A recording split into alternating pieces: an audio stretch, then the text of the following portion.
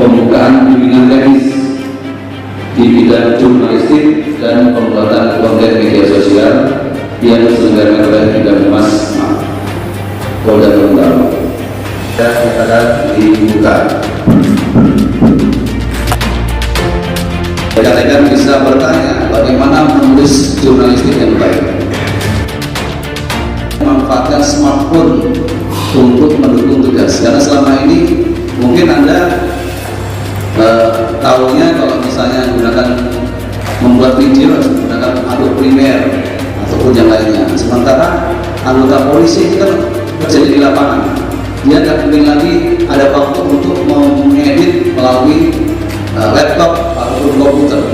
Oleh karena itulah maka kita manfaatkan benda yang selama ini kita bawa setiap hari untuk bagaimana bisa mendokumentasikan kegiatan, kemudian membuat konten yang menarik untuk diaplikasi di media sosial.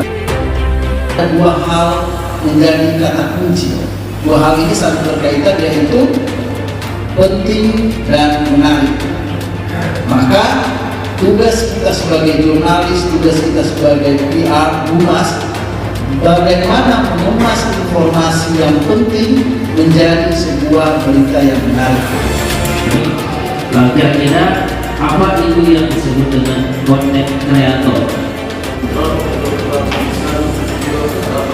Ya, produk berupa tulisan, gambar. Ya.